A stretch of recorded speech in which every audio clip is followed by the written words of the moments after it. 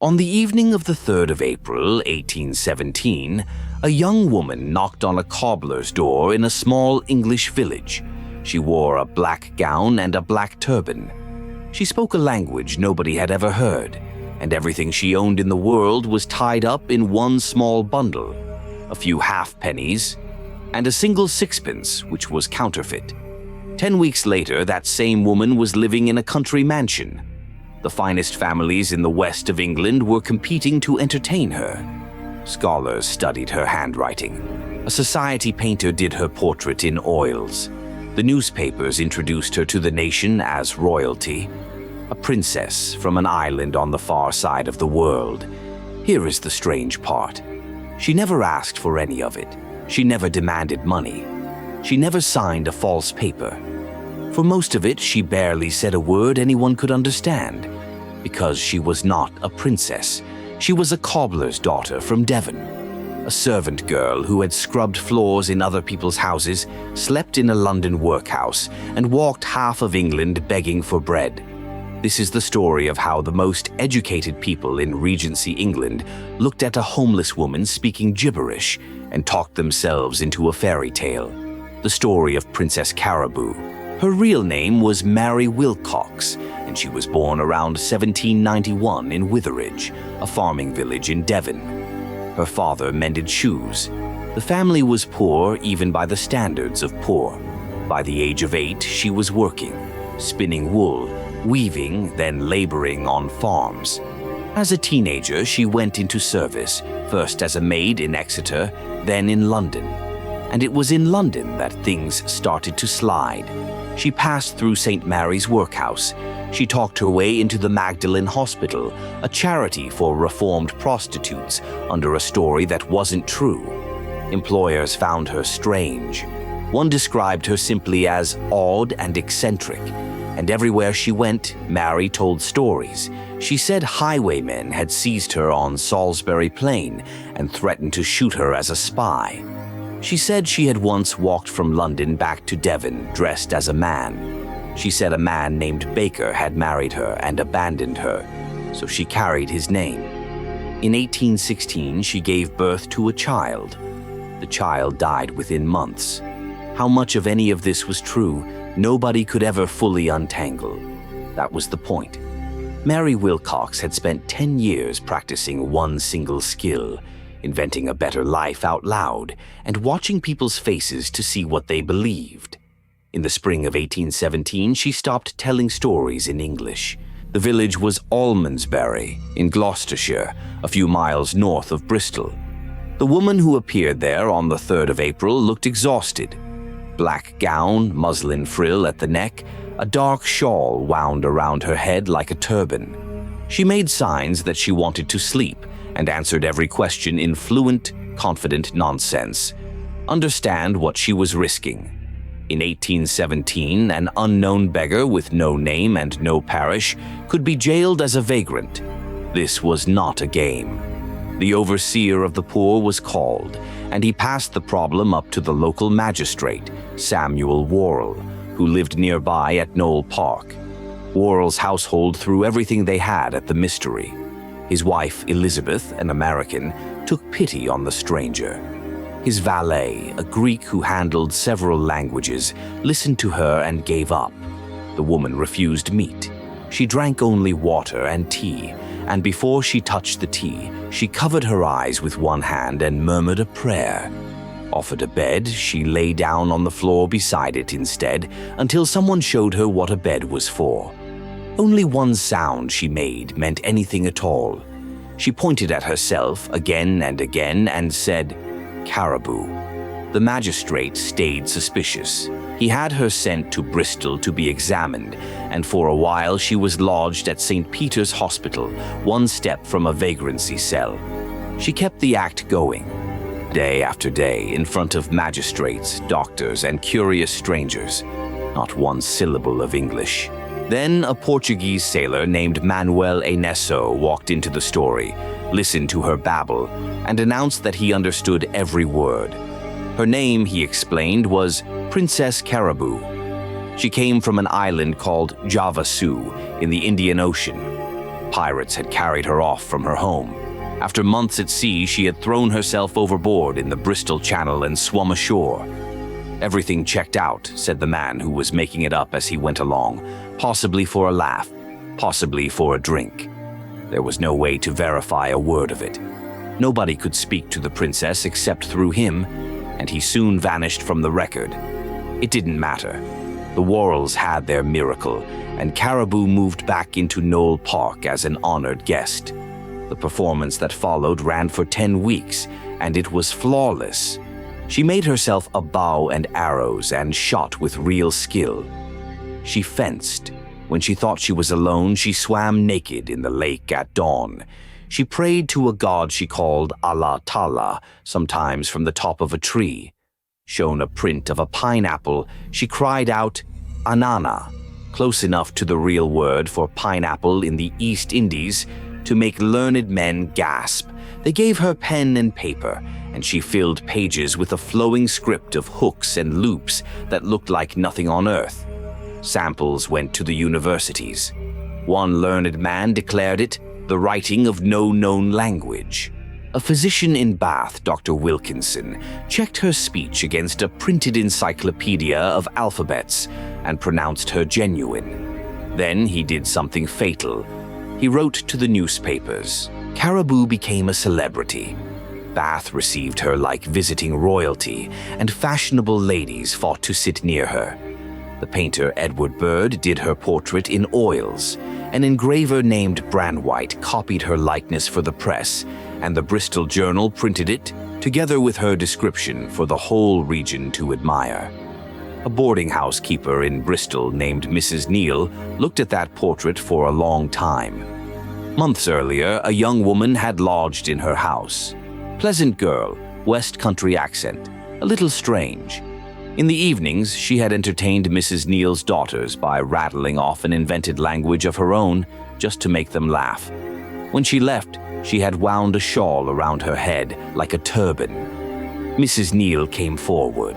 Confronted at Knowle Park, the princess held the act together for a little while longer, staring blankly, answering in Javasu. Then Elizabeth Worrell pressed her, and the exotic syllables fell away, and out came plain English with a Devon accent. Even the romantic scars on the back of her head turned out to be the marks of a crude medical procedure from a poorhouse hospital in London. The Princess of Javasu was Mary Willcocks, a cobbler's daughter. She confessed everything. And the laughter started, not at her, at them, at the magistrates, the doctors, the linguists, and the fine ladies of Bath. Every one of them schooled, wealthy, and certain, taken in for 10 weeks by a servant girl and a made-up alphabet. By any normal rule of 1817, Mary should now have gone to prison. Fraud, vagrancy, imposture on a magistrate. Instead, something remarkable happened. Elizabeth Worrell, the woman with the best claim to feel humiliated, protected her. Perhaps it was kindness. Perhaps the family simply wanted the walking embarrassment as far away as possible. Either way, Mrs. Worrell paid her passage across the Atlantic.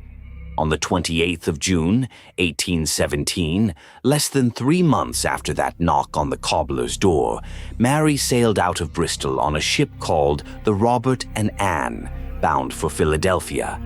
The passenger list carried her under yet another name, Mary Burgess. 3 respectable women traveled with her as chaperones to see her safely and permanently to the far side of the ocean. It didn't quite work as an exile because America was delighted. The story had crossed faster than the ship. Crowds wanted to see the famous Princess Caraboo, and Mary, never one to waste an audience, went on stage in Philadelphia and performed the princess at Washington Hall. It flopped. A hoax with the ending already published is just a costume. In November 1817, she wrote to the Worrells from New York. After that, for 7 years, silence. Back in England, something strange was happening. The story refused to shrink. With the real woman gone, the legend got better on its own. That September, the Bristol Journal published an astonishing letter, supposedly from the governor of St. Helena. the island prison of Napoleon Bonaparte. On her way to America, the letter claimed Caraboo's ship had been driven off course by storms.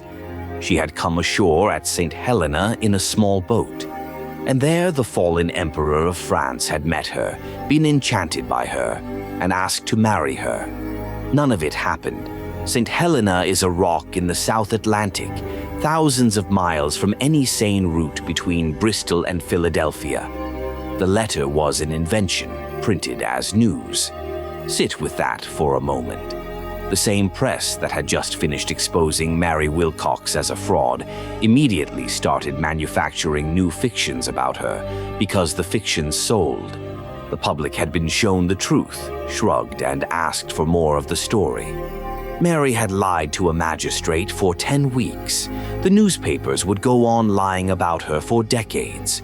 Only one of them ever had to confess. In 1824, 7 years after the scandal, Mary came back to England and tried the only trade she was famous for.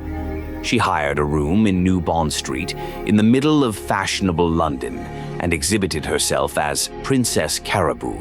Admission, 1 shilling.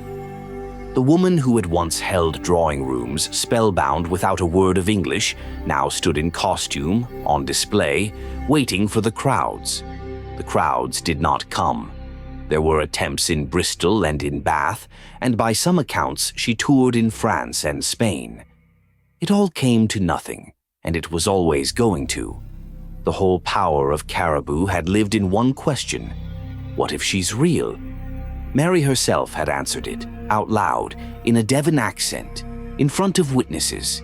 You cannot resell a mystery after the confession. The princess was finished. What was left was a woman in her 30s, with no money, no husband, and the most famous face in the West Country, and nowhere to put it. So she did the last thing anyone expected. She became ordinary. She settled in Bedminster, on the south side of Bristol, quietly, under the name Mary Burgess.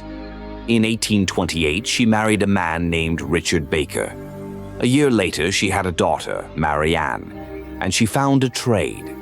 For decades, the woman who had been Princess Caraboo made her living importing and selling leeches, supplying them to the Bristol infirmary. Steady work, real work. Medicine in that era ran on leeches, and the hospital needed a reliable source. Think about the arc of that life. At 25, she was a princess from an island that never existed, painted in oils, courted by high society. At 50, she was a small businesswoman with a bucket of leeches and a standing arrangement with a hospital. She never ran another con. On Christmas Eve, 1864, Mary Baker died in Bedminster in her 70s. She was buried in an unmarked grave in the Hebron Road burial ground. No stone, no title.